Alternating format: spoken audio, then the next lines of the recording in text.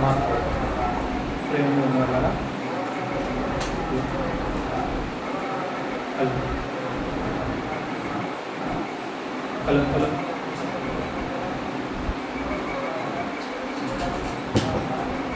Hello hello hello hello hello ప్రేమ.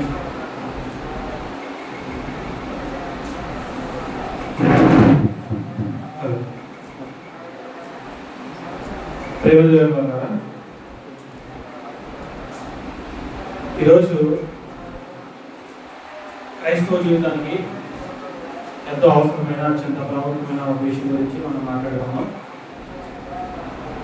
చాలామందికి నేటి తరంలో లేదంటే ఇప్పుడున్న క్రైస్తవ సమాజంలో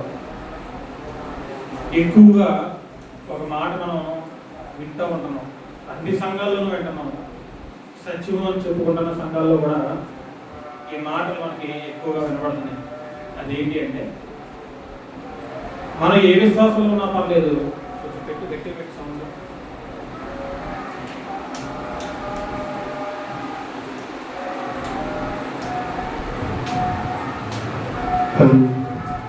మనం ఏ విశ్వాసంలో ఉన్నా పర్లేదు, మనం ఏ సంఘంలో కొనసాగినా పర్లేదు, మనం ఎలాంటి బోధలు వింటున్నా పర్లేదు, మనం పరిశుద్ధంగా బ్రతికితే చాలు.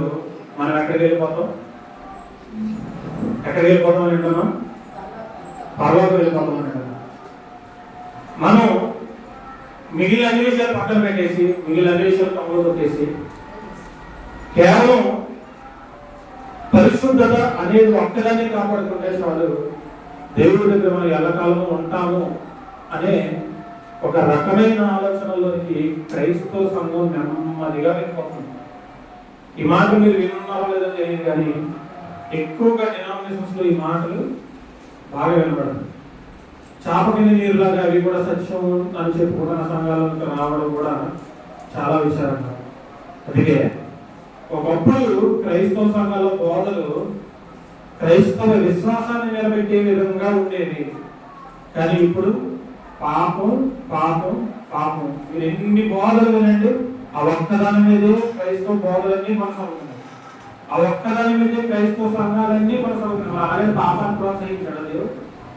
నా ఉద్దేశం పాపాన్ని దేవుడు ప్రోత్సహించాడని కాదు, కానీ మనం అర్థం చేసుకోవాల్సింది, మనం ఆలోచించాల్సింది ఏంటంటే, పరిశుద్ధత ఒక్కటే ఉన్నంత మాత్రాన మనం ఎక్కడికి వెళ్ళిపోలేము, పరలోకానికి వెళ్ళిపోలేము.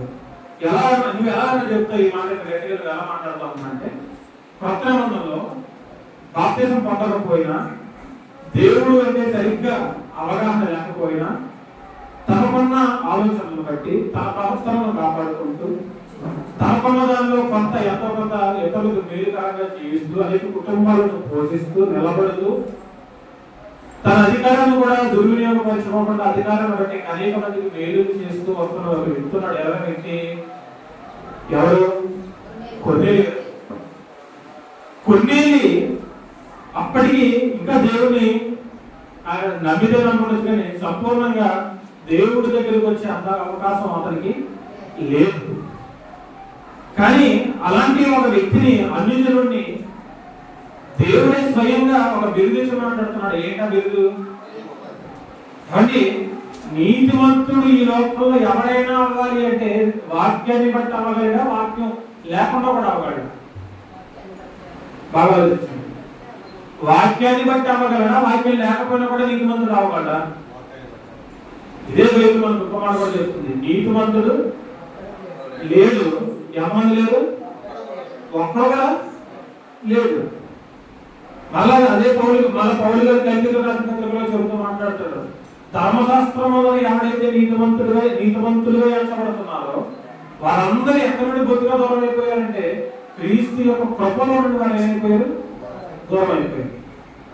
అంటే దేవుడి చేతే వాక్యం తెలియకపోయినా నీతిమంతుడు అనే బిరుదు సంపాదించుకున్న ఒక వ్యక్తికి దేవుడి దగ్గరికి రావడానికి ఏదో ఒకటి ఆనందం కలిగిస్తుంది. తన ప్రవర్తన బాగుంది, ఒకవేళ ప్రవర్తన వల్ల పరలోకానికి చేరేస్తుంది, అదొక్కటే నేను ముఖ్యం, మిగిలిన ఎన్ని వదిలేద్దాం అని అనుకునే ఉద్దేశాల్లో ఎవరైనా ఉంటే కనుక, కొన్నేళ్ళ గారి జీవితంలో ప్రవర్తన అంతా బాగుంది, కానీ ఏదో ఒక్కటి దేవుడికి దగ్గరగా రాకుండా అతను ఆపుతుంది. ఏంటది? బాప్తిస్మం. అవునా?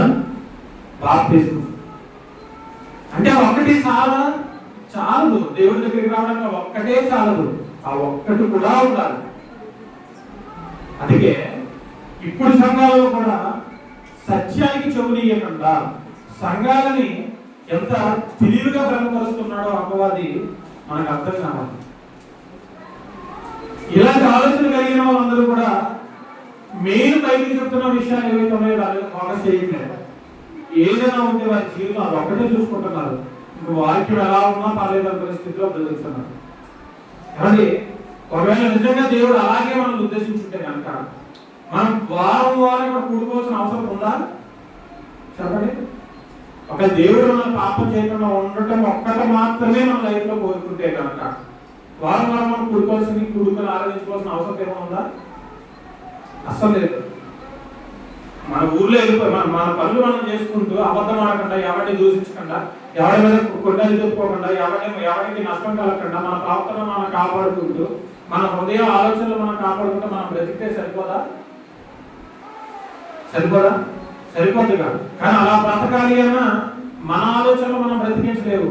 ఖచ్చితంగా మనకి ఏం అవసరం? వాక్యమే అవసరం. మన క్రియలు బట్టి మనం నీతిమంతులుగా ఎంచబడం, మన క్రియలు బట్టి మనం పరిశుద్ధులుగా ఎప్పటికీ మార్చబడం. ఖచ్చితంగా మనకి ఏ సహాయం ఉండాలి? వాక్యం నేర్చుకుంటున్నప్పుడు ఆత్మిచ్చే సహాయం మనకి ఎంతో అవసరం. అలాంటి పరిశుద్ధత మనకి చివరి వరకు నిలబడుతుంది తప్పించి ఇలాంటి వాక్యపు వెలుగులో వాక్యపు సంబంధం లేకుండా మనం ఏదో పరిశుద్ధతను సంపాదించుకుంటే మాత్రం ఆ పరిశుద్ధత అక్కడికి నిలబడదు. ఎందుకంటే పాపం రెండు రకాల పాపాలు ఉంటాయి. శరీరంతో చేసే పాపం ఉండాలి, ఆత్మ సంబంధమైన పాపం కూడా ఉండదు. అందరి దృష్టి ఆత్మ సంబంధమైన పాపం మీద లేదు, కానీ దేని సంబంధమైన దృష్టి మీద పాపం మీద ఉంది? శరీర సంబంధమైన పాపాల మీదే మన దృష్టి ఎక్కువగా కేంద్రీకృతం అవుతుంది. మీరు బాగా ఆలోచించండి. ఒకవేళ ఇన్ కేస్ అది జరుగుతుందో లేదో కూడా తెలియదు, కానీ ఇన్ కేస్ పాప క్షమాపణ చేయకుండా మనకి శరీరంతో చేసిన దానికి పాప క్షమాపణ ఉండొచ్చు, లేకపోతే లేదు. కానీ ఆత్మ సంబంధమైన పాపాలు, వాక్యానికి విరుద్ధంగా చేసే పాపాలు అంటే చూసారా, వాటి విషయంలో మాత్రం ఎట్టి పరిస్థితుల్లో మనకి ఏం రాదంటున్నాడు? క్షమాపణ రాదు అంటున్నాడు, ఉండదు అంటున్నాడు. కాబట్టి వాక్య విషయం దగ్గరికి వచ్చేసరికి మనం ఎంతో జాగ్రత్తగా ఆలోచించాలి.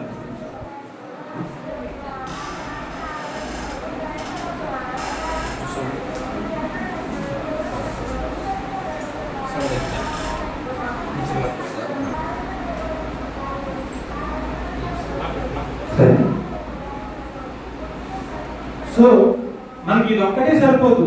క్రైస్తవ్యంలో మనం నిలబడాలంటే, మన ఆత్మీయ జీవితంలో మనం స్థిరంగా ఉండాలి అంటే, మనం వేసుకోవాల్సినవి, మనం నేర్చుకోవాల్సినవి మన జీవితంలో చాలా ఉన్నాయి. సో పరిశుద్ధత అనేది మనం నిలబెట్టుకోవాల్సిన లక్షణాల్లో ఒక లక్షణం తప్పించి సంపూర్ణంగా ఒక్కటే మన జీవితంలో కాదు.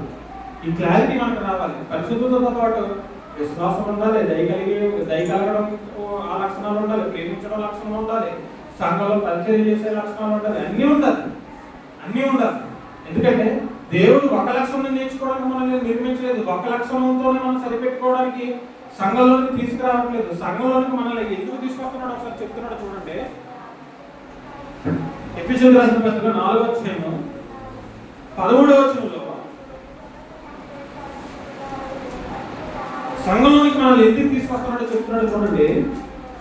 ఎఫెసీయుల పత్రిక 4వ అధ్యాయం 13వ వచనం. పరిశుద్ధులు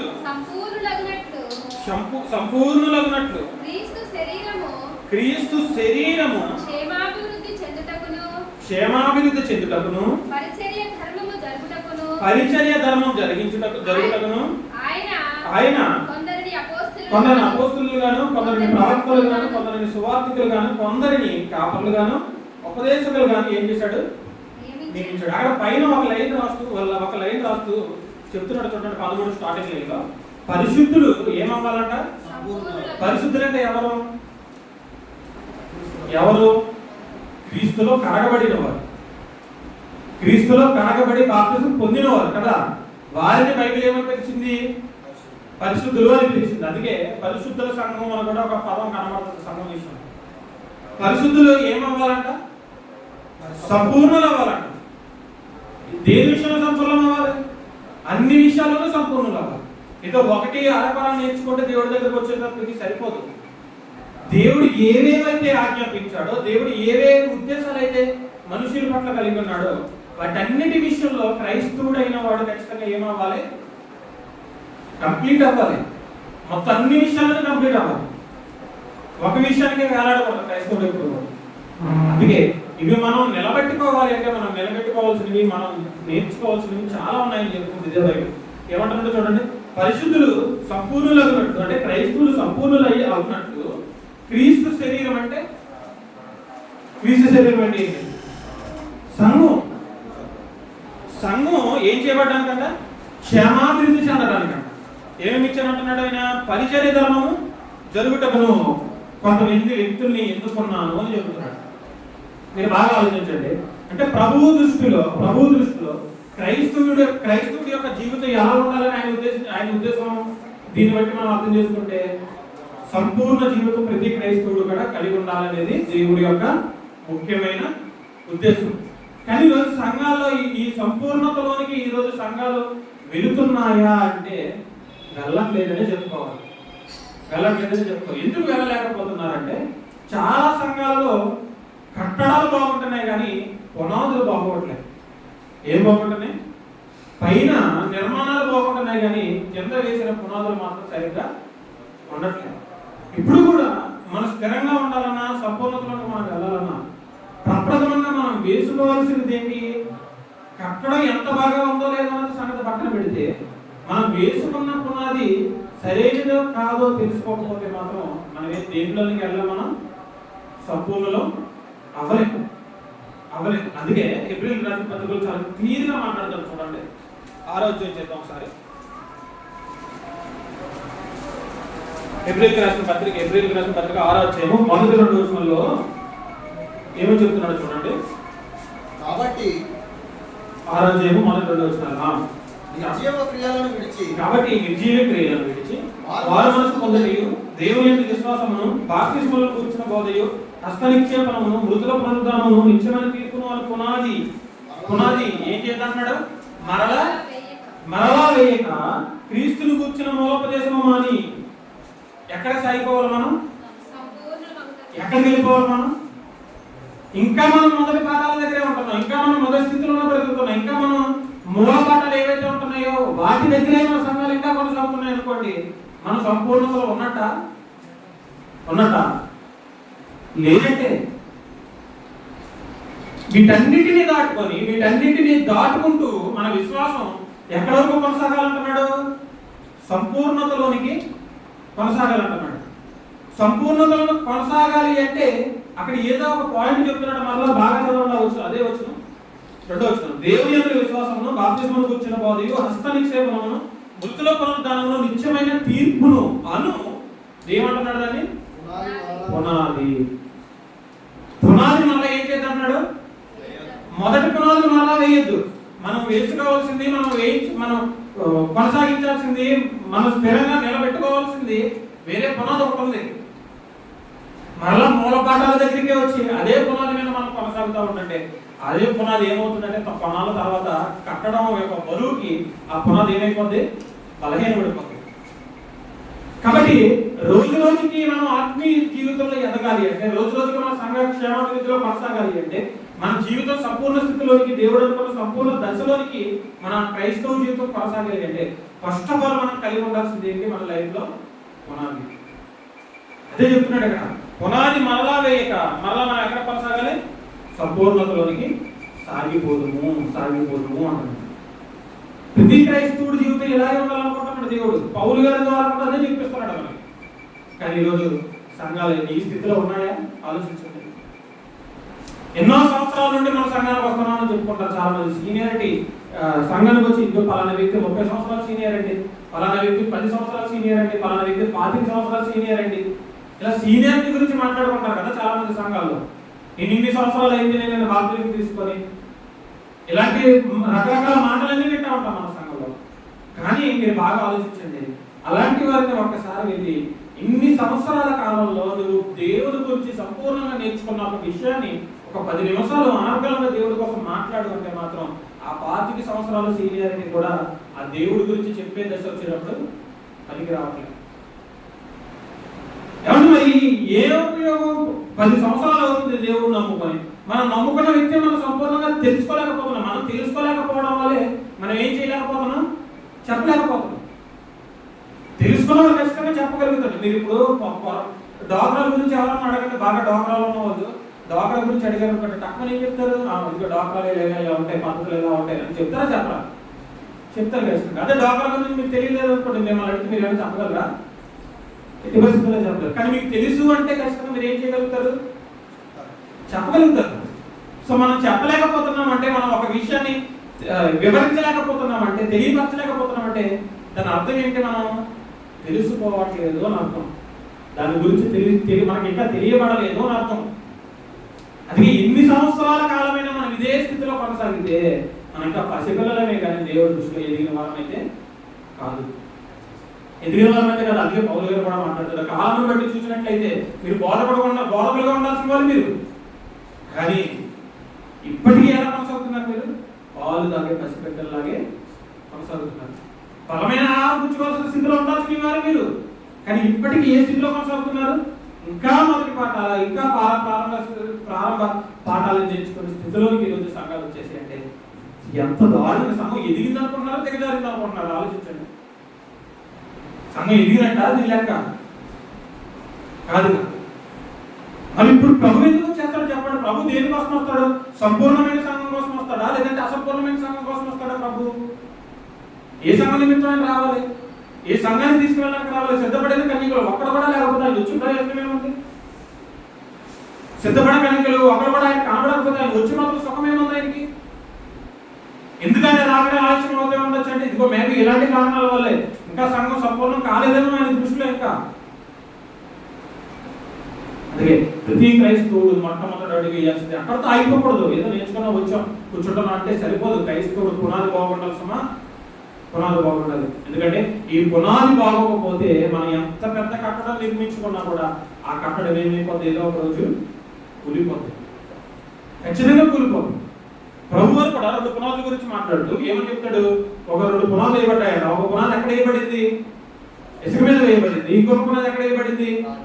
బండ మీద వేయబడింది, రాతి మీద వేయబడింది.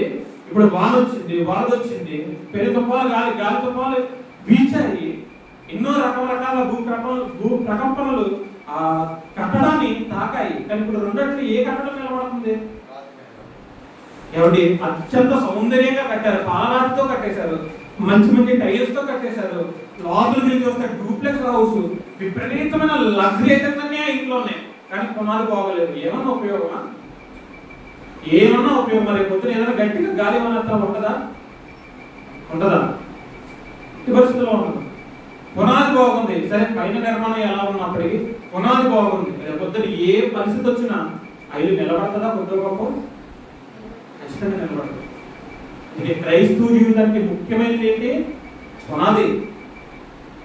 ఈ ముఖ్యమైన దాన్ని వదిలేసి అపవాది నెమ్మదిగా దారి మళ్ళించేసాడు మనల్ని. నెమ్మదిగా వేరే రూట్లో తీసుకెళ్ళిపోతున్నాడు మనల్ని. ఏదైతే ప్రభువు ఉద్దేశిస్తున్నాడో మన పట్ల అది మన జీవితంలో నెరవేరనివ్వకుండా చేసేస్తున్నాడు వాడు. అందుకే వాడి క్వీక్ అర్థం కావాలి మనకి, వాడి ఆలోచనలు అర్థం కావాలి మనకి. నేను అంటాను, దేవుడిని తెలుసుకోవడానికంటే ముందు ఎక్కువగా అపవాది గురించి తెలుసుకోండి. వాడి వేసే తంత్రాలు అలా ఇలా ఉండవు. శత్రువు బలహీనత తెలిస్తేనే కదా మనం వాడిని ఎలా జయించగలుగుతామో తెలుసుకునేది. అందుకే పునాది జాగ్రత్త సమ్మా. మీరు ఎలా అయినా కట్టండి, కానీ కింద పునాది మాత్రం సరిగ్గా లేకపోతే మాత్రం ఎట్టి పరిస్థితుల్లో ఆ కట్టడం ఎప్పటికీ నిలబడదు. అందుకే క్రైస్తవ జీవితానికి ముఖ్యమైనది ఏంటి? పునాది అంటున్నాడు. మరి ఈ పునాది దేన్ని బేస్ చేసుకొని కట్టుకోవాలి మనం చెప్తున్నాడు చూడండి ఒకసారి. ఎఫెసీయులకు రాసిన పత్రిక, ఇదే ఎఫెసీయులకు రాసిన పత్రిక 2వ అధ్యాయం 20వ వచనంలో ఈ పునాదిని దేన్ని బేస్ చేసుకొని కట్టుకోవాలని చెప్తున్నాడు చూడండి ఒకసారి. ఎఫెసీయులకు రాసిన పత్రిక 2:20 నుండి చదువుకుంటాం. క్రీస్తు యేసే ముఖ్యమైన మూలరాయి ఉండగా అపోస్తలులను ప్రవక్తలను వేసిన పునాది మీద మీరు ఏం చేయబడుతున్నారు? కట్టబడి ఉన్నారు. ప్రతి కట్టడమును ఆయనలో చక్కగా అమర్చబడి ప్రభువునందు పరిశుద్ధమైన దేవాలయం ఒకటి ఏం చేస్తుంది? వృద్ధి పొందుతున్నది. పాయింట్ అండర్లైన్ చేసుకున్న పాయింట్.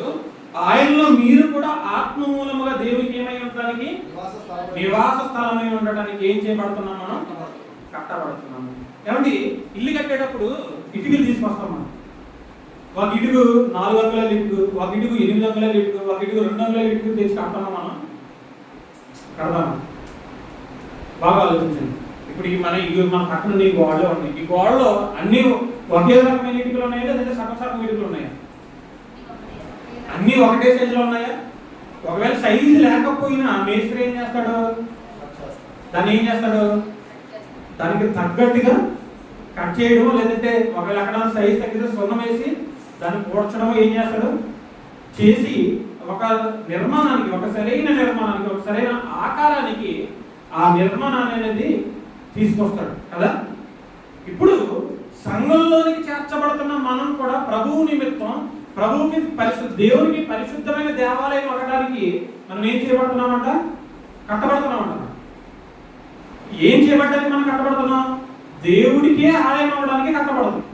దేవుడికే ఆలయం అవ్వడానికి కట్టబడుతున్న మనం కూడా సంఘంలోకి వచ్చిన తర్వాత అందరూ సమానంగా ఉంటే సంఘం ఒక ఆకారంలోకి వస్తుందా? లేదంటే ఒకటి ఎక్కువ ఒకటి తక్కువ ఉంటే సంఘం ఒక ఆకారంలోకి వస్తుందా? చెప్పండి.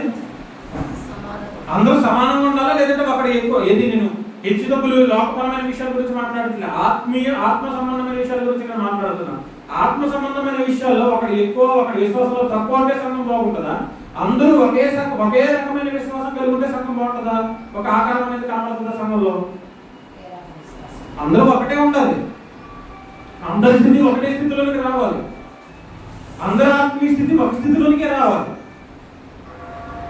ఇలా రావడానికి మనం ఆధారం చేసుకున్న ముఖ్యమైన మూలరాయి ఎవరంటున్నాడు?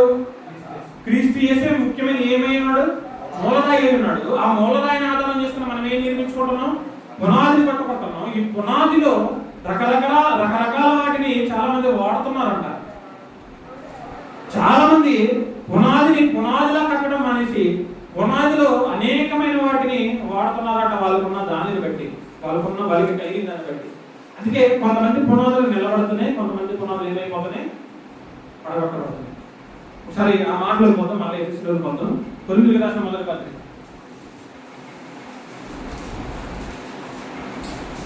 3:10 చూడండి. కొరింథీయులకు రాసిన మొదటి పత్రిక 3:10 దేవుడు నాకు అనుగ్రహించిన కృప చొప్పున నేను నేర్పరి అయిన శిల్పకారుని వలె ఏమేశాను అంటున్నాడు? ఎవరేశారు పునాది? ఎవరేశారు? అపోస్తలులు ప్రవక్తలు వేసుకుంటూ వచ్చారు పునాది. దగ్గర మనం చదువుకున్నాం కదా. ఏం చేశాడు? క్రీస్తు యేసు ముఖ్యమైన మూలరాయి ఉండగా ఎవరేసిన పునాది? అపోస్తలులు ప్రవక్తలు వేసిన పునాది మీద మనం ఏం చేయబడుతున్నాం? కట్టబడుతున్నాం. పునాదులు ఎన్ని ఉన్నాయి ఇప్పుడు? పునాది ఎంతమంది చేశారు? దేవుడికి ఏర్పాటు చేసుకున్న జనాంగం, ప్రారంభ జనాంగంలో అపోస్తలులు ఎవరైతే ఉన్నారో వాళ్ళు వేసిన పునాది మాత్రమే మనం కట్టుకోవాల్సిన పునాది. ఇప్పుడు పునాదిని అలా మనం నిర్మించుకోవాలా? నిర్మించబడిన పునాది మీద మనం కట్టబడాలా? ఆల్రెడీ వేసేసిన పునాది మీద మనం ఏం చేయబడుతున్నాం? కట్టబడుతున్నాం. సో ఇప్పుడు మనం బేస్ చేసుకోవాల్సిన అవసరం ఏమైనా ఉందా? ఇక్కడ బేస్ మార్చుకోవాల్సిన అవసరం ఏమైనా ఉందా? లేదు. సో ఇక్కడ బేస్ పునాది అందరికీ ఒకటే అవుతున్నప్పుడు బాగా ఆలోచించండి. లాజిక్ ఇది, చిన్న లాజిక్. ఆల్రెడీ వేయబడిన పునాది మీదే అందరూ కట్టబడుతున్నప్పుడు, ఆల్రెడీ వేయబడిన పునాది మీదే అందరి నిర్మాణం జరుగుతున్నప్పుడు అందరి స్థితి కూడా దేనికి తగ్గట్టు ఉండాలి? వేయబడిన పునాదికి తగ్గట్టుగానే ఉండాలి. కానీ వాడి స్థితి బాగోట్లేదంటే వాడి దేని మీద వేయబడలేనట్టు? పునాది మీద వేయబడలేనట్టు లెక్క. మీకు అర్థం కావాలంటే చిన్న ఎగ్జాంపుల్ చెప్తాను చూడండి. ఇప్పుడు మనం ఇల్లు కట్టుకుంటున్నప్పుడు, ఫర్ ఎగ్జాంపుల్ ఒక సెంట్ స్థలంలో ఇల్లు కడుతున్నాం. పునాది వేసినప్పుడు మనం ఏమి చేస్తాం? పునాదిలో ఏమి చేస్తాం? మనం రూమ్లు డివైడ్ చేస్తాం, అవునా కదా? ఏ రూమ్ ఏంటి అనేది డివైడ్ చేసేసి పునాదిలోనే మనం ఏమి చేస్తాం? దానికి ఆ డివైడింగ్ అనేది ఇచ్చేస్తాం. సో ఆల్రెడీ పునాది వేయబడిన తర్వాత, పునాది స్ట్రాంగ్ అయిన తర్వాత, ఆ తర్వాత మనం ఏం చేస్తాము, పునాదిని ఆధారం చేసుకొని పైన గోడలు కట్టుకుంటూ వస్తాం కదా. ఇప్పుడు సెంటు స్థలంలో ఒక మూడు రూములకి మనం డివిజన్ ఇచ్చేసి, ఆ స్థలాన్ని 3 రూములకి డివిజన్ ఇచ్చేసి మనం 8 రూములు కట్టేసాం అనుకోండి అడ్డదిడ్డంగా, ఏమన్నా నిలబడుతుందా కట్టడం? ఇప్పుడు కట్టాలంటే మేస్త్రి ఖచ్చితంగా దేన్ని ఆధారం చేసుకొని కట్టాలి? పునాదిని ఆధారం చేసుకొని కట్టాలి. కానీ పునాదిని ఆధారం చేసుకోకుండా కట్టే నిర్మాణాలు మాత్రం ఖచ్చితంగా కింద ఏం కలిగి ఉండదు, బలం కలిగి ఉండదు, సరైన బలం కలిగి ఉండదు. అందుకే అంటున్నాడు పౌలు గారు, నేను ఎలా కడుతున్నానో తెలుసా, ఈ పునాదిని ఎలా వేస్తున్నానో తెలుసా పునాదిని. ఇప్పుడు చదవండి. దేవుడు నన్ను అనుగ్రహించిన గొప్ప చొప్పున నేర్పరి అయిన శిల్పకారుని వలె. అసలు శిల్పం చెక్కే పని అవుతుంది, శిల్పకారుడు అసలు బొమ్మలు వేసేవాడా పౌలు గారు. కానీ ఎందుకు ఈ మాట మాట్లాడుతున్నాడు? కట్టడకు ఒక ఉదాహరణ చూపిస్తూ, ఆ ఉదాహరణలో నేను ఎంత నేర్పరిగా ఈ పనితనం చేస్తున్నానో చూడండి అన్నట్టుగా చెప్తున్నాడు కొరింథీ సంఘానికి. నేను నేర్పరి అయిన శిల్పకారుని వలె ఏం చేశాను? పునాదేశాను, మరి ఒకడు దాని మీద ఏం చేస్తున్నాడు? కట్టుచున్నాడు. అంటే పునాది వేసింది మేమే, అంటే వేయబడింది తప్ప వేరొక పునాది ఎవడును వేయనేరడు. ఒకవేళ వేసాడు అంటే ఆ పునాది ఖచ్చితంగా ఏదో రోజు కూలిపోతుంది. అందుకే మనం దేని మీద కట్టబడుతున్నాం అన్నది మనకు తెలియాలి. సరైన పునాదుల మీద కట్టబడుతున్నామా, లేదంటే పనికిమాల వాటి మీద కట్టబడుతున్నామా, మన విశ్వాసం అనేది మనకు అర్థం కావాలి. చాలా మంది ఎలా కడుతున్నారో చెప్తున్నాడు చూడండి కింద. మరి ఒకడు దాని మీద కట్టుచున్నాడు. కట్టేవాడు ఎలా కడుతున్నాడంట? ప్రతివాడు దాని మీద ఎలా కట్టుచున్నాడో ఏం చేసుకోవాలి? ప్రతివాడు కూడా ఆ నేర్పరైన శిల్పకారుని వల్లే చేస్తున్న పరిచయం చేస్తున్న ప్రతి సేవకుడు కూడా ఏం చేయాలన్నాడు? ఎలా కడుతున్నాం, మన కట్టడం ఎలా ఉంటుంది, మన సంఘం ఎలా నిర్మించబడుతుంది, మన సంఘంలో ఉన్న విశ్వాసాల పరిచయం ఎలా కనబడుతుంది, వారి స్థితి రోజు ఎదుగుతుందా, దిగజారిపోతుందా, ఇలాంటివన్నీ చూసుకుంటూ సంఘాన్ని ఏం చేయాలంట? ఆ వ్యక్తి, పరిచయం చేసే వ్యక్తి ఆ సంఘాన్ని నిర్మించాలనుకుంటున్నాడు. ఇక్కడ రాయబడలేదు, కానీ నేను ఇంకో మాట కూడా చెప్తున్నాను. సేవకుడు కట్టడాన్ని ఎలా చూసుకోవాలో, కట్టబడుతున్న వ్యక్తి కూడా ఆ కట్టడాన్ని అదే రకంగా పరిశీలించుకోవాలి. మనం ఇల్లు కట్టించుకున్నప్పుడు 100 సార్లు చెక్ చేసుకుంటాం, మేస్త్రి సరిగ్గా కడుతున్నాడా లేదా, సిమెంట్ కరెక్ట్గా వేస్తున్నాడా లేదా కదా, అవునా? అది మన సొంత ఇల్లు కాబట్టి. మన ఆత్మీయ జీవితంలోకి వచ్చేసరికి మనకి శ్రద్ధ ఎందుకు ఉండట్లేదు? ఆత్మీయ జీవితంలోకి వచ్చేసరికి మనకి ఈ పరిశీలన అనేది ఎందుకు కనబడట్లేదు అంటే పునాది వాల్యూ అర్థం అవ్వట్లేదు. మనకి క్రైస్తవ సంఘాల్లో పునాది యొక్క వాల్యూ అర్థం అవ్వట్లేదు. దేవుడు ముందే జాగ్రత్తలు చెబుతున్నా, మనం పరిశీలనలో దాన్ని పరిశోధించలేని పరిస్థితిలో ఉంటున్నామంటే మనకి భయం లేదు. దీని విషయంలో ఏం లేదు, భయం లేదు. చూడండి, అదే చెప్తున్నాడు అక్కడ. ఎలా కట్టుచున్నాడో జాగ్రత్తగా చూసుకున్నవాళ్ళను, వేయబడినది తప్ప మరి ఒక పునాది ఎవడను ఏం చేయకూడదు. ఆల్రెడీ వేసిన పునాది ఏదైతే ఉంటుందో ఆ పునాది మీద ఎవడైనా కట్టబడాలి. ఎవడైనా కట్టాలన్నా ఆ పునాది మీదే కట్టాలి, తప్పించి వేరే పునాది వేయడానికి ఎవరికి అధికారం లేదు. పునాదులు మారుస్తాను. ఈ రోజు సంఘాలు రకరకాల బోధలు తీసుకొస్తానంటే ఎవడన్నా ఊరుకుంటాడా? దేవుడు ఎట్టి పరిస్థితుల్లో ఊరుకోడు. కానీ ఈ రోజు సంఘాలన్నీ మీరు గమనించండి, ఒక్కొక్క సంఘానికి ఒక్కొక్క పునాది ఉంది, అవునా కదా? ఒక్కొక్క డినామినేషన్కి ఒక్కొక్క బేస్ బోధ ఉంటుంది, వాళ్ళకి మెయిన్ డాక్ట్రిన్ ఉంటుంది. ఉదాహరణకి పేరు పెట్టేప్పుడు చెప్తున్నాను నేను, పెంతుకొస్తలు ఉన్నారు అనుకోండి, వాళ్ళకి ఒక బేస్ డాక్ట్రిన్ ఉంటుంది, ఒక పునాది ఉంటుంది వాళ్ళ బోధకి. ఏంటది? ఎక్కువగా ఏముంటుంది వాళ్ళ సంఘాల్లో? ఏముంటది? ఆత్మ కదా. మీరు మిగిలిన అన్ని విషయాలు పక్కన పెడతారు, కానీ ఆత్మ మీదే పెంతుకొస్త సంఘాలన్నీ ఈరోజు కట్టబడుతున్నాయి. అలాగే బ్రదర్ సంఘాలు ఉన్నాయా? దానికి ఒక పునాది ఉంటుంది, వాళ్ళ సొంత బోధ ఒకటి ఉంటుంది. ఆ బోధ ప్రకారంగానే సంఘాలు కట్టబడుతున్నాయి. ఇప్పుడు యాశ్వా మొత్తం కూడా దేని మీద కట్టబడుతుంది? యేసు అనే నామం తప్పు, యాశ్వా మెస్సియా అనే నామమే కరెక్ట్. కాబట్టి దానినే మనం పలకాలని, ఉచ్చారణ చేయాలనే బోధ మీద యాశ్వా మెస్సియా సంఘాలు అన్ని కట్టబడుతున్నాయి. ఇప్పుడు సెవెంత్ డే అడ్వెంటిస్టులు ఉన్నారు. సెవెంత్ డే అడ్వెంటిస్టులు దేని మీద ఉంటారు? ఆదివారం ఆరాధన తప్పు. పాత నిబంధనలో దేవుడు ఏ రోజున ఆరాధించుకోమన్నాడు? శనివారం ఆరాధించుకోమన్నాడు. కాబట్టి శనివారం ఆరాధన కొత్త నిబంధనలోకి వచ్చిన తర్వాత కూడా మనం కొనసాగించాలి. ఈ బోధ మీద ఏముంటాయి? చాలా సంఘాలు శనివారం ఆరాధన చేసే సంఘాలన్నీ కూడా కట్టబడుతుంది. అర్థమవుతుందా? అంటే ఒక్కొక్క సంఘానికి ఈ రోజు ఏముంది? ఒక్కొక్క మూల బోధ ఉంది, అవునా? ఒక్కొక్క సంఘానికి ఈరోజు ఒక్కొక్క మూల పునాది ఉంది. కానీ కట్టబడే ప్రతి ఒక్కడు ఖచ్చితంగా బైబిల్ ప్రకారంగా కట్టబడాలంటే వాడు దేని ప్రకారంగా కట్టబడాలి? బైబిల్ చెప్పిన బోధ ప్రకారంగా మాత్రమే కట్టబడాలి. ఇందాక అక్కడే అదే చదువుకున్నాం మనం ఏప్రిల్ గ్రంథ పత్రికలో. మొట్టమొదటి ఒక క్రైస్తవుడు కట్టబడాలంటే అక్కడ రాయబడిన 6 పునాదులు కనబడతాయి చూడండి. ఆ పునాదులు మరలా వెయ్యక అంటే అర్థం అస్సలు వెయ్యొద్దని కాదు. ఆ పునాదులు వేసి దాని తర్వాత ఇంకా ఉన్నతమైన స్థితిలోకి మనం వెళ్ళాలి అని చెప్తున్నాడు ఏప్రిల్ రాసిన పత్రికలో 6:2. ఒకసారి పోతే ఇది ఇలాగే పట్టుకొని మళ్ళీ వద్దాం అందులోకి. ప్రారంభంలోనే వేసుకోవాల్సిన పునాదులు ఏంటో చెప్తున్నాడు అక్కడ, జాగ్రత్తగా అబ్జర్వ్ చేయండి. కాబట్టి జీవక్రియలు విడిచి ఫస్ట్ది మారు మనసు పొందడం, 2 దేవుని యందు విశ్వాసము, బాప్తిస్మలో కూర్చున్న బోధ, బాప్తిస్మం 3వది, తర్వాత హస్త నిక్షేపణము, తర్వాత మృతుల పునరుద్ధానము, 6వది ఏంటి? నిత్యమైన తీర్పును అను పునాది మరలా వెయ్యక. మరలా వెయ్యకంటే అర్థం ఏంటి? అస్సలు వెయ్యొద్దనా లేదంటే దాంట్లోనే కొనసాగద్దనా? దేంట్లో ఏంటి దాని అర్థం? వాటిలోనే కొనసాగద్దని అర్థం.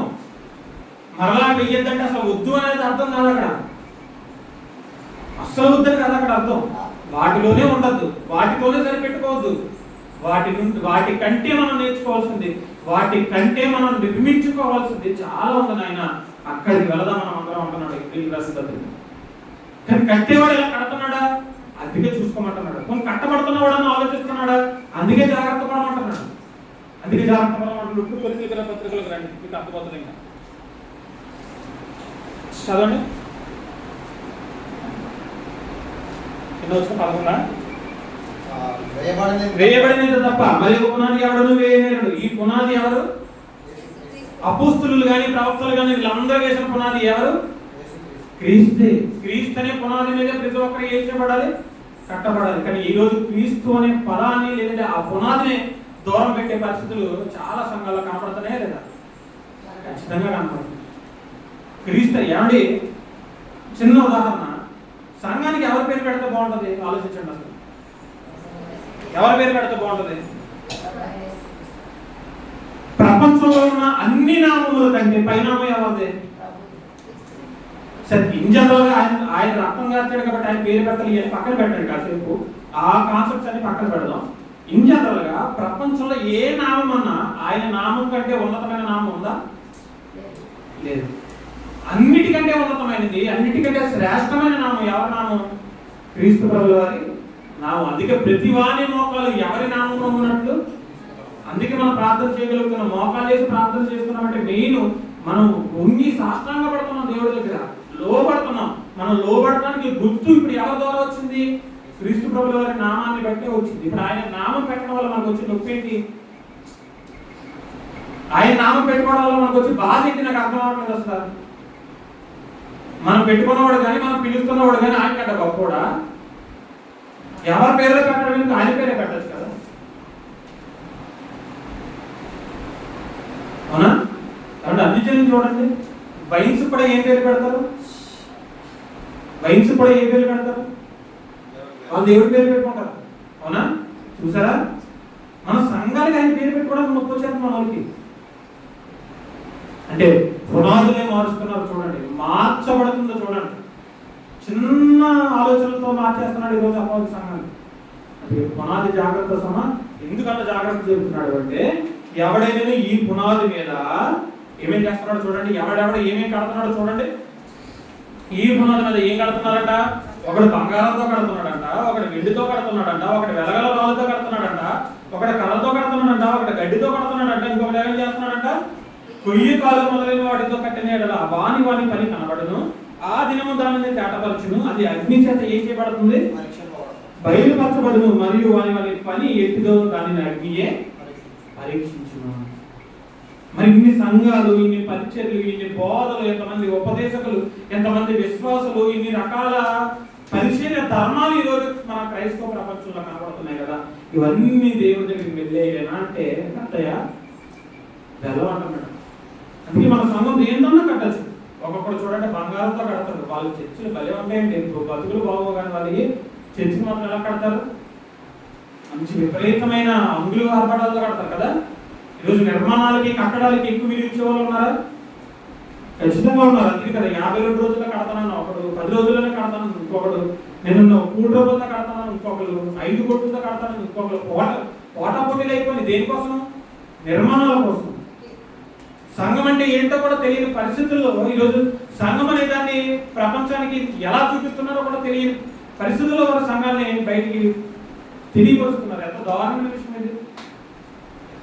కొంతమంది పునాది మీద కట్టే కట్టడాలు ఎలా కడుతున్నారంట? బంగారంతో కడుతున్నాడంట, ఒకడు ఇంకోటి వెండితో కడుతున్నాడంట, ఇంకొకటి దేనితో కడుతున్నాడంట? రాయితో కడుతున్నారంట, ఇంకొకరు కర్రతో కడుతున్నారంట, గడ్డితో కడుతున్నాడంట, పొయ్యి గొల్లతో కడుతున్నారు. మీరు అబ్జర్వ్ చేయండి, ఈ 6 పరిచర్యలు కూడా ఏది పరీక్షిస్తున్నా అంటున్నాడు ఇక్కడ? అగ్ని పరీక్షిస్తుంది. ఇప్పుడు 6 పరిచర్యలు, ఇప్పుడు 6 వస్తువులు అగ్నిలో వెయ్యి ఏది నిలబడుతుంది? బంగారం అగ్నికి నిలబడుతుందా? ఏం చేయబడుతుంది? బంగారం కరిగిపోతుంది కదా. వెండి, గడ్డి, కర్ర, కొయ్యకాలు ఏమి ఉండవు. ఏం చేయబడతాయి? అన్ని తగలబడిపోతాయి. కానీ నిలబడేది ఏంటి? రాళ్ళు మాత్రమే నిలబడదు. అందుకే చాలా మంది మా సంఘం ఇంత గొప్పది, మా బిల్డింగ్ ఇంత పెద్ద గొప్పది కాబట్టి మేము ఇందులోకి వెళ్ళిపోతున్నాం, మేము రక్షించబడిపోతున్నాం అని అనుకుంటే ఇదిగో ఆయన బంగారం ఏదో ఒక రోజు అగ్నిలో పరీక్షించబడుతుంది. బంగారంతో కట్టినంత గొప్ప కాదు దాన్ని నిలబెట్టుకోవడం. కాబట్టి ఇంకా మీరు అబ్జర్వ్ చేయండి, ఇప్పుడు బంగారంతో కట్టడం స్పీడ్గా కట్టచ్చా? కర్రలతో కట్టడాన్ని స్పీడ్గా కట్టచ్చా? మనం అబ్జర్వ్ చేయండి. ఇప్పుడు కర్రలతో ఒక పాకేయడం ఈజీయా? బంగారం తీసుకొచ్చి ఒక పాకేయడం ఈజీయా? దేంతో కష్టం? బంగారంతోనే కష్టం. ఫస్ట్ ఆఫ్ ఆల్ బంగారం కొనాలంటే మన దగ్గర ఉండదు. సరే ఉన్న బంగారాన్ని అలా మనం మలచాలి అంటే ఏం చేయాలి? రోజు కరగబెట్టాలి, మళ్ళా సువర్ణకారుడు రావాలి, బంగారాన్ని దాన్ని సానబెట్టి సరైన స్థితిలోకి తీసుకొచ్చే పరిస్థితులు ఆ ప్రొఫెషనాలిటీ ఉన్న వ్యక్తి అయితేనే చేయగలుగుతారు. డెవలప్ అయితే వాళ్ళు చేయలేరు. కానీ ఈ బంగారం తెచ్చే లోపల మనం దేంతో ఏమి చేయొచ్చు? కర్రలు తీసుకొచ్చి ఒక ఇల్లు కట్టేయచ్చు. తాత్కాలికంగానే ఏం చేయొచ్చు? కట్టచ్చు. ఇప్పుడు మళ్ళీ అబ్జర్వ్ చేయండి, ఇప్పుడు బంగారం వెండితో కట్టడం కష్టమా? గడ్డితో పాకని వేయడం కష్టమా? ఏది కష్టం? బంగారం వెండితో కట్టడమే చాలా కష్టం. బంగారం వెండితో కట్టే నిర్మాణాల కంటే వారి కట్టే లోపల ఈ గడ్డితో మనం ఏం చేయొచ్చు? సుమారుగా 100 పాకలు లేపేయచ్చు. అవునా? బ్రహ్మాండంగా బంగారం తీసుకొచ్చి కరిగించి ఇవన్నీ చేసేటప్పటికి, వెండి తీసుకొచ్చి కరిగించి ఇవన్నీ చేసేటప్పటికి చాలా సంవత్సరాలు పడుతుంది. కానీ గడ్డి తీసుకొచ్చి పాక వేయాలంటే ఎంతసేపు? ఒక పూటలో అయిపోద్దా? కొన్ని గట్టిగా అయితే ఒక రోజు వేసుకుందామా? అంతేనా? మీరు బాగా అబ్జర్వ్ చేయండి, మొదటి 3 విలువ కలిగినవి, తర్వాత 3 ఏమి లేనివి? విలువ లేనివి. విలువ కలిగిన వాటితో కట్టేవాళ్ళు ఉన్నారట, విలువ లేని వాటితో కూడా కట్టేవాళ్ళు ఉన్నారట. ఇప్పుడు అన్ని పరీక్షలు దేవుడు ఎన్నుకున్న పరీక్షలేనా అంటే? అన్ని పరీక్షలు దేవుడు ఎన్నుకున్న పరీక్షలు అయితే కావు. బంగారం అందులో ఆభరణాలు చాలా మంది గొప్పగా కడుతున్నారు, కానీ అది అగ్నిలో వచ్చేటప్పటికి నిలబడదు కూడా. వెండి కూడా అంతే. బంగారం కొట్టే కొంచెం చీప్ అయి ఉండొచ్చు, టైం పట్టుండొచ్చు, కానీ అది కూడా ఒక రకమైన విలువ కలిగి ఉండొచ్చు లోపల్లో, కానీ అది కూడా అగ్ని పరీక్షలో నిలబడుతుందా అంటే ఎట్టి పరిస్థితుల్లో నిలబడదు. ఇప్పుడు గడ్డితో కట్టిన పాకలు చూడండి, ఈ బంగారాలతోటి, కర్రలతోటి, రాళ్ళతోటి తీసుకొచ్చి కట్టే లోపల గడ్డి పాకలు మనం ఈజీగా లేచిపోతాయి. చాలా మంది అప్పుడే సంఘం పెడతారు, అప్పటికప్పుడు 2-3 బ్యాచ్లు లేచిపోతాయి, వాళ్ళకి ఎలా లేచిపోతే తెలియదు. అవునా? చూసారు? ఎప్పుడన్నా గమనించారా? ఒక వారం పెడతారు సంఘంలో, వారం తర్వాత 100 మంది వచ్చేస్తారు. ఎలా తీసుకొస్తున్నారో 100 మంది అంటే వచ్చేస్తారు అంతే. గమనించారా? చాలా త్వరగా ఎదిగిపోతాయి కొన్ని సంఘాలు. ఎంత త్వరగా ఎదుగుతున్నాయి మళ్ళీ అంతే త్వరగా ఏమైపోతాయి? దిగిపోతాయి. ఇప్పుడు ఇదే బంగారంతో ఒక నిర్మాణం చేసి మనం ఆ నిర్మాణం అంతా కొనసాగించాలంటే ఎంతో టైం పడుతుంది. అవునా? ఎంతో టైం పడుతుంది. కానీ వీటన్నిటిని అబ్జర్వ్ చేయండి, వీటన్నిటికంటే కష్టమైనది ఏంటో తెలుసా? రాళ్ళన్నీ ఒక షేప్లో ఉంటాయా? రాళ్ళు ఏం చేయాలి? ఫస్ట్ మనకు అవసరమైన రాయిని ఏం చేయాలి? వెతుక్కోవాలి. ఫస్ట్ మనకు అవసరమైన రాయిని ఏం చేయాలి? వెతకాలి. ఎక్కడ పడితే ఏ రాళ్ళు పడితే రేపు తీసుకొచ్చి పెట్టేసాం ఏమైపోతే గొల్ల అయిపోద్ది ఇల్లు. అవునా? అదిగా అన్నాడు ప్రభువు కూడా, నా నీతిని, నా రాజ్యాన్ని ఏం చేయాలి? మీరు వెతకాలి. మిమ్మల్ని వెతుక్కుంటూ, అది రాసమ్మా మీరే దాన్ని వెతుక్కుంటూ వెళ్ళాలి. రాజ్యం అంటే ఇక్కడ ఏంటి? సంఘం. ఆయన పునాది కలిగిన సంఘం ఏదైతే ఉంటుందో దాన్ని మనమే వెతుక్కుంటూ వెళ్ళాలి. ఆయన పునాది కలిగిన పరీక్షలు ఏవైతే ఉంటున్నాయో దాన్ని మనమే వెతుక్కుంటూ వెళ్ళాలి. అవి మన కాళ్ళ దగ్గరికి రావాలి ఎప్పటికీ కూడా. మనం ప్రయత్నిస్తే, మనం నిజంగా వాటి వెంట పడుతుంటే అప్పుడు అప్పుడు అప్పుడు అవి మనకి ఎదురవుతాయి తప్పించి మన ఖాళీ ఇంట్లో కూర్చున్నంతసేపు మన దగ్గరికి వచ్చేది అనుకుంటే మాత్రం ఎట్టి పరిస్థితుల్లో జరగదు. ఎట్టి పరిస్థితుల్లో జరగదు. ఎక్కడో ఒక రాయి ఉంటుంది, దానికి తగ్గ రాయిని వెతుక్కోవాలి, తెచ్చుకోవాలి, దాన్ని మళ్ళీ ఒక షేప్లోకి తీసుకురావాలి. ఒక రాయితో అయిపోతా పోనీ ఆ నిర్మాణం పూర్తి అయ్యేంత వరకు రాయిని మళ్ళీ తెచ్చేవాడు ఎవడు ఉంటాడు, దాన్ని సాయం పట్టేవాడు ఎవడు ఉంటాడు. ఇప్పుడు వీటన్నిటితో పోల్చుకుంటే ఎక్కువ టైం పెట్టే పరీక్ష ఏది? ఎక్కువ టైం ఏం తీసుకుంటారు గట్టిగా అయితే? రాయి పరీక్షది. ఇప్పుడు బంగారం వెండి అయినా టైం పడచ్చు, కానీ అటొక ఇనప ప్లేట్ ఇటొక ఇనప ప్లేట్ పెట్టేసి మధ్యలో బంగారం వేసుకుంటే వెళ్ళిపోయామనుకోండి, అది నిలబడుతుంది కదా, అది ఈజీయే కదా. బంగారం మన దగ్గర ఉంటే చాలు మనకు, అంతేనా? కానీ రాయలా కాదు కదా, చెక్కాలి, తెచ్చుకోవాలా, బరువు మోయాలి, దాని కష్టం చాలా కష్టం ఉంటుంది మిగిలిన వాటి అన్నింటితో పోల్చుకుంటే. అందుకే అంటున్నాడు మీరు దాని మీద ఎలాగైనా కట్టనివ్వండి, ఆ కట్టడం ఎలాగైనా ఉండనివ్వండి. ఒక్కొక్కరు కట్టుకుంటున్నారు, ఒక్కొక్కరు ఒకలా కడుతున్నారు, కానీ వీటన్నిటినీ కూడా పరీక్షించే రోజు ఒక రోజు రాబోతున్నా. ఆ రోజు, ఆ దినం ఏ పరీక్షలో ఈ పరీక్షలో ఏదైతే నిలబడుతుందో ఆ పరిచర్య దేవుడు ఆమోదించే పరిచర్య. ఆ దేవుడు కనుక ఆమోదించలేకపోతే ఆ రోజు ఎట్టి పరిస్థితుల్లో ఆ పరిచర్యకి ఫలితం ఉండదు. అదే చెప్తున్నాడు చూడండి కింద.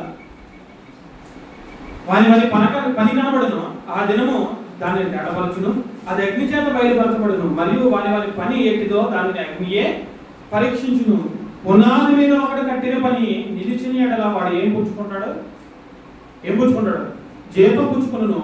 ఒకని పని కాల్చి వేయబడిన ఎడల వానికి ఏం కలుగుతుంది? నష్టము కలుగును. అతడు తన మట్టుకు రక్షింపబడును, కానీ అగ్నిలో నుండి తప్పించుకున్నట్టు రక్షించబడును. ఏదైనా 50-50 ఛాన్స్, బతికితే బతుకుతాడు, లేదంటే లేదు. కాపాడే లోపల ఇటు చచ్చిపోతాడు. దేవుడు సరైన టైంలో చేయించుకున్నాడు, పోతాడు. చాలా 50-50 ఛాన్సెస్ అయ్యేది. కానీ ఒక రోజు ఆ అగ్ని పరీక్షించినప్పుడు కనుక ఆ పునాది నిలబడితే, ఆ నిలబడిన పునాది యొక్క ఫలితాన్ని నేను వేసిన వ్యక్తి ఏం చేసుకుంటాడు? పొందుకుంటాడు అని చెప్తున్నాడు. అందుకే అన్ని పరిచర్యలు ఈ లోక సంబంధమైన పరిచర్యలు అయితే ఉండొచ్చు, కానీ దైవ సంబంధమైన పరిచర్యలు మనం సరిగ్గా గుర్తించలేకపోతే మాత్రం ప్రమాదం ఎవరికి పొందుతుంది? మనకే పొందుతుంది. ఇక్కడ అదే చెప్తున్నాడు చూడండి. తప్పుడు పునాది వేస్తున్నాడు కూడా ఎలా రక్షింపబడతాడంట? చాలా క్లియర్గా ఉంది చూడండి. అక్కడ ఒక పని కాల్చివేయబడిన ఎడల వానికి ఏం కలుగుతుంది? నష్టం కలుగుతుంది. ఆ పునాది వేస్తున్నాడు తన మట్టుకు తాను ఏం చేయబడతాడు? రక్షించబడతాడు. అవసరమైతే ఆ వ్యక్తి రక్షించబడితే పడచ్చేమో, కానీ విశ్వాసులుగా నాశనం అయిపోతామంటే మనం. కాబట్టి ఆ జాగ్రత్త మనమే తీసుకోవాలి. ఏ పునాది మీద పడితే ఆ పునాది మీద కట్టబడకూడదు. అపోస్తులు ఒక పునాది వేశారు. ఇందాక మనం హెబ్రీయులకు రాసిన పత్రికలో చదువుకున్న 6 పునాదులు. ఈ 6 పునాదులు అక్కడ 6 పునాదులతో లింక్ అయితే బాగా అబ్జర్వ్ చేయండి. అక్కడ 6 కనబడుతున్నాయి ప్రారంభ పునాదులు, ఇక్కడ కూడా ఎన్ని పరిచయాలు కనబడుతున్నాయి? 6 రకాల పునాదుల పరిచయాలే కనబడుతున్నాయి.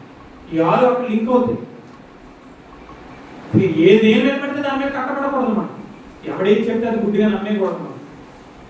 మన విశ్వాసం దేని ఆధారం చేసుకుంటుంది అనేది మనకు తెలియాలి. క్రీస్తు మనకు మూలరాయి, మన పునాది నిర్మాణం అంతా జరగడానికి ముఖ్యమైన మూలరాయి ఎవరు?